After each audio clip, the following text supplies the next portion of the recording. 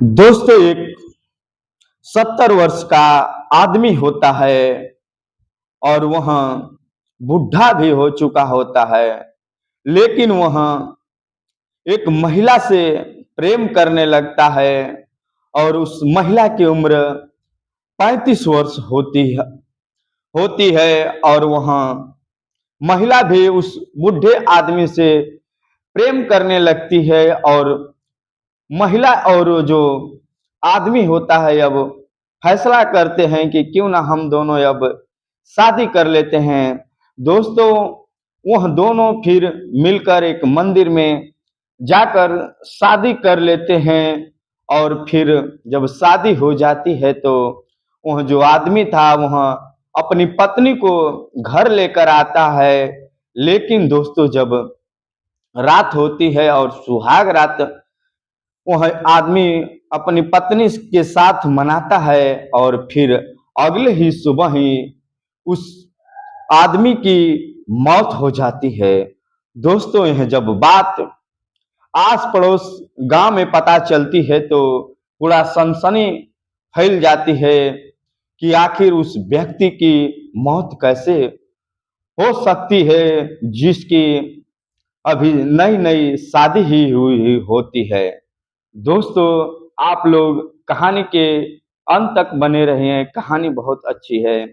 दोस्तों, आप लोग हमारे चैनल को सब्सक्राइब कर दीजिए और लाइक कर दीजिए ताकि मेरा हौसला बढ़ता रहे। दोस्तों, चलो चलते हैं कहानी की ओर कि आखिरकार उस व्यक्ति की मौत कैसे ही अगले ही सुबह हो जाती है। दोस्तों, एक कहानी उत्तर प्रदेश राज्य की है जो कि जिला जौनपुर पड़ता है। दोस्तों, जौनपुर जिला में एक कस्बा पड़ता है और उसी गांव में छोटा सा एक व्यक्ति रहा करता था जिसका नाम सगरू राम होता है। दोस्तों, उसका उम्र 70 वर्ष होता है और उसकी जो पत्नी होती है वह पहले ही मर गई होती है और उसका कोई बाल बच्चा नहीं होता है। वह अकेला ही अपना जीवन जो था यापन कर रहा होता है। दोस्तों, वह तो अच्छा से अपना जिंदगी जी रहा था, लेकिन अचानक से उसके दिमाग में पता नहीं क्या होता है और वह सोचने लगता है कि क्यों ना अपनी शादी कर लेता हूँ। दोस्तों, उसका उम्र 70 वर्ष होता है और जो सगरू राम होता है वह एक महिला को के तलाश में पड़ जाता है कि आखिर कोई महिला मिल जाए और मेरे से शादी कर ले। कम से कम 2 वक्त की शाम को तो रोटी खाना बनाकर दे देगी और मैं अपना आगे का जीवन किसी तरह जी लूंगा।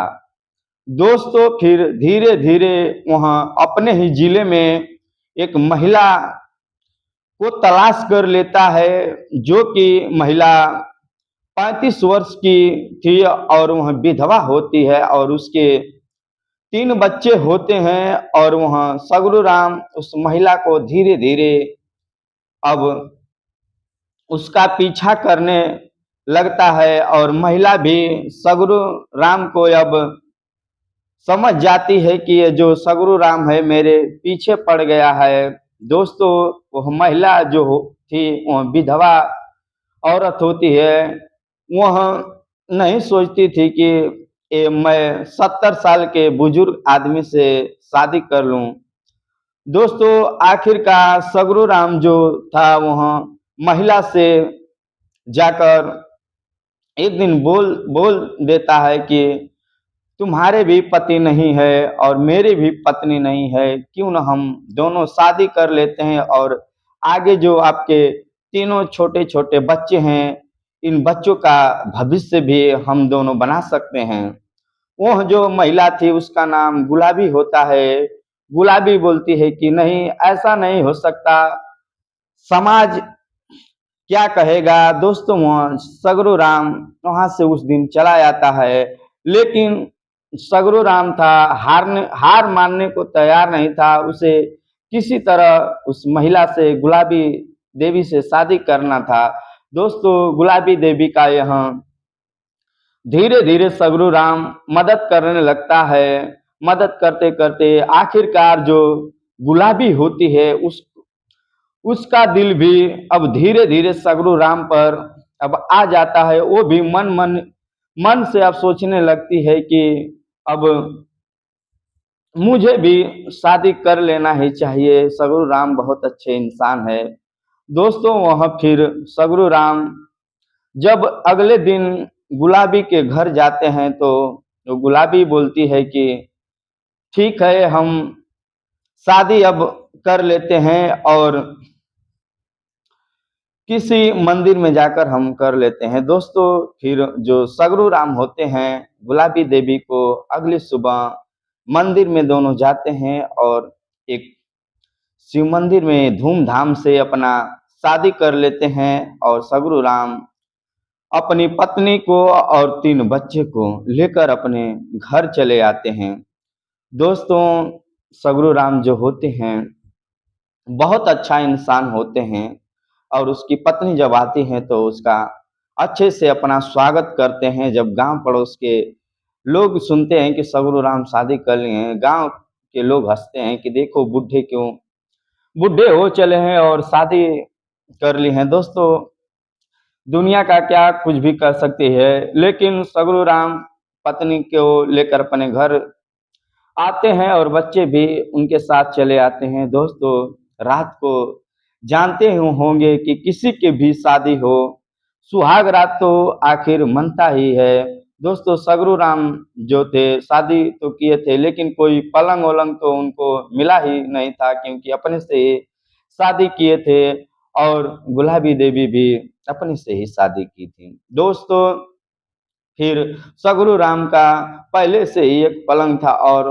उसी पलंग को सगरू राम सजाते हैं और फिर जो सुहाग रात की रस्में होती है वहाँ सगरू राम अपने पत्नी के साथ मनाते हैं और फिर जब 5 बजता ही है तो वह सगरू राम बोलते हैं कि जाओ तुम, न तो बच्चे जाग जाएंगे और बोलेंगे कि माँ कहाँ है। दोस्तों वो पत्नी जो होती है उनको छोड़कर अपने बच्चों में जाकर सो जाती है और सगरू राम भी सो जाते हैं।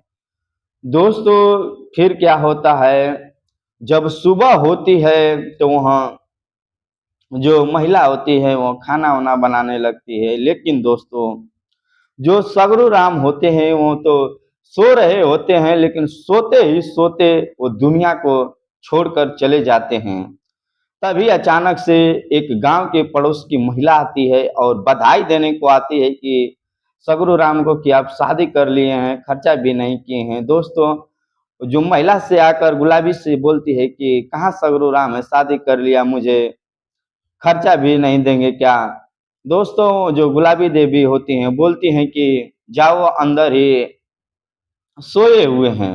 दोस्तों जब वो पड़ोस की महिला जाती है और सगरू राम को देखती है तो वो सो रहे होते हैं। दोस्तों जगाती है लेकिन वो जागते नहीं है। दोस्तों वो तो सगरू राम मर चुके थे।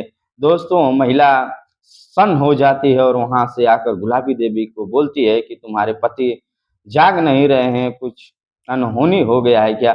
दोस्तों जब गुलाबी देवी जाकर देखती है सगरू राम को हिलाती है डुलाती है, लेकिन वो जिंदा रहे तब न वो जागे, वो तो दुनिया को छोड़कर चले गए थे। दोस्तों फिर पूरे मोहल्ले में हल्ला मच जाता है कि कल ही शादी कर कर सगरू राम आया था और आज दुनिया को छोड़कर चला गया।